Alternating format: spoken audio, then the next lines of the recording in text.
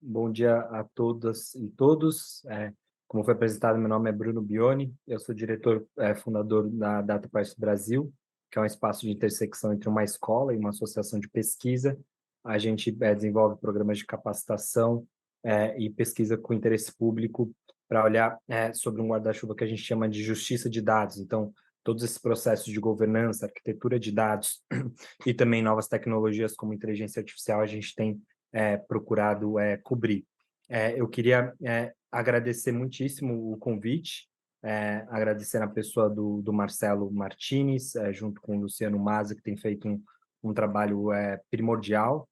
junto ao Ministério das Relações Exteriores. Queria agradecer também ao CETIC BR, aqui na pessoa do Alexandre Barbosa, que tem feito um trabalho de décadas com relação a indicadores para a gente poder ter discussões baseadas em dados, e também a todo o time, o brilhante time da Datasfera, aqui na pessoa da Carol Rossini, uma grande amiga, e também da Lohane. Bom, eu queria pegar o gancho que foi bastante salientado na fala da Carol Rossini, que a gente está vivendo um momento muito único de efervescência, né, regulatória sobre o tema de inteligência artificial. Nas últimas semanas, a gente viu a Executive Order do Biden, a gente viu novos documentos vindo da Unesco, da OCDE, a gente viu no mês passado a conclusão da declaração de Hiroshima, do G7, e por aí vai, né? Então, a gente está vivendo um momento onde que há uma corrida não só para o desenvolvimento, e, enfim, e toda uma disputa geopolítica econômica sobre essa tecnologia fundacional, como é o tema de inteligência artificial, mas também do ponto de vista de como que a gente cria infraestruturas regulatórias para governar essa tecnologia. O próprio Summit que foi realizado no Reino Unido tem uma declaração que procura juntar diversos países nesse possível consenso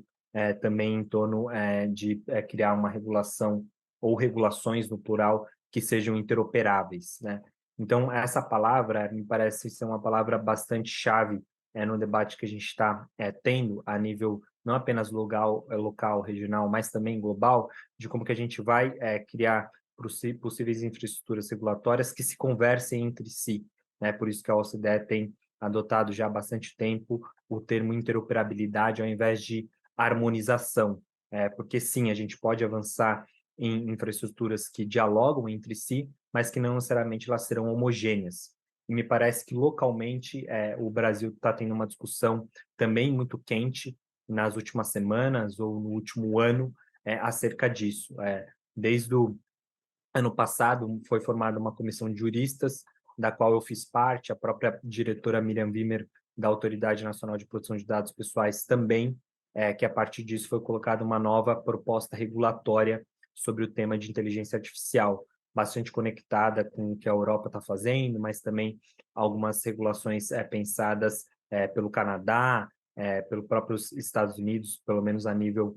estadual e assim por diante. E aí, depois,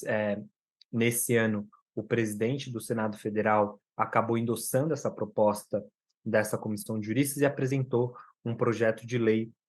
onde que ele está sendo agora analisado por uma comissão temporária parlamentar. É esperado, pelo menos isso é o que o relator, senador Eduardo Gomes, tem dito publicamente, de que ele apresente substitutivo nas próximas 2, 3 semanas. Com isso, a gente pode ter um projeto de lei possivelmente aprovado nessa comissão parlamentar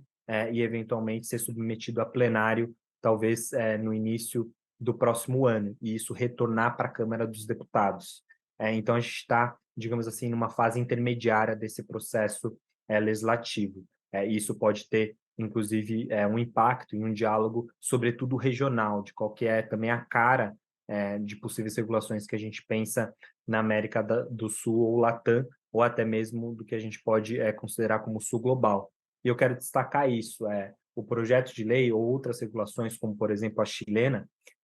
tem procurado criar sim uma regulação que seja baseada em risco, como a Carol bem colocou na fala dela, mas que também seja bastante afirmativo de direitos, sobretudo dentro das particularidades, assimetrias estruturais que a gente tem em nossos países, seja de raça, gênero ou de cortes socioeconômicos, né? Por isso, uma regulação que procura, desde a parte principiológica, afirmar a importância de ter princípios como de discriminação direta, mas também indireta, de direitos a não ser discriminado e também de você ter métodos para o gerenciamento desses riscos que sejam mais públicos e participativos, né? Então, uma base de dados pública sobre quais seriam essas IAs de alto risco, que essas avaliações de impacto algorítmico possam ter versões públicas para, inclusive, facilitar o acesso a dados por parte de pesquisadores e pesquisadoras que poderiam fazer pesquisas ou até mesmo auditorias adversariais sobre essas IAs e aí entender se esses riscos eles estão sendo concretamente e bem efetivamente gerenciados. Mas regulação não é tudo e a gente precisa certamente avançar e retomar, sobretudo no Brasil, um debate sobre política pública. A nossa estratégia nacional brasileira de inteligência artificial, que foi bastante criticada quando saiu há cerca de 3 anos ou 4 anos atrás, ela ainda não foi retomada pelo novo governo. É essencial que a gente possa fazer essa retomada o quanto antes, para que a gente possa ter uma política transversal e entender onde que a gente vai mergulhar setorialmente dentro daquelas que são as prioridades do Brasil. E isso vai dialogar, por exemplo, com um documento que saiu essa semana muito importante da Academia Brasileira de Ciência,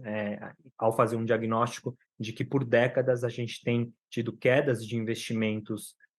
em desenvolvimento de ciência, desenvolvimento de pesquisa, e que é, sobretudo, necessário que a gente possa retomar. O próprio observatório do CETIC-BR é uma boa iniciativa, né, nesse sentido, mas não é o suficiente para que a gente possa ter uma política pública que seja efetiva. E, a partir disso, me parece que um outro ponto primordial é a gente retomar uma política de dados aberto cada vez mais efetiva. O CETIC também tem trazido indicadores, mas isso é de sobremaneira importância, porque caso contrário a gente não vai conseguir estabelecer bases de dados que sejam diversas, representativas e que por fim não sejam discriminatórias e que possibilitem também que a gente possa ter inteligências artificiais que estejam conectadas com o contexto socioeconômico brasileiro. Nos últimos meses a gente tem visto e nos últimos anos uma má utilização da Lei Geral de Proteção de Dados Pessoais para fechar dados, para descontinuar políticas de dados abertos, inclusive como, por exemplo, os microdados do INEP e outros microdados que a gente tem visto. Sem isso, a gente não vai conseguir não apenas fazer uma diferença local de como que a gente vai desenvolver inteligência artificial e de como que a gente vai governar, mas também, possivelmente, regional e firmar qual que é a nossa posição geopolítica. E aí, concluindo, Ana Laura, para não poder me exceder muito tempo, eu acho que a gente ainda tem uma plataforma interessante no próximo ano. Muito se falou em G7, mas a gente pode também falar muito de G20, né? O Brasil cedia ano que vem o G20, tem uma trilha temática sobre transformação digital e no ano seguinte que vai ser presidida pela África do Sul. Então, pela primeira vez, a gente tem uma troika sul-sul, né? Que vem de Índia, na verdade antes até, né? Indonésia, Índia, Brasil e África do Sul. E aí me parece que essa é uma oportunidade única também de a gente entender como que a gente pode ter uma interoperabilidade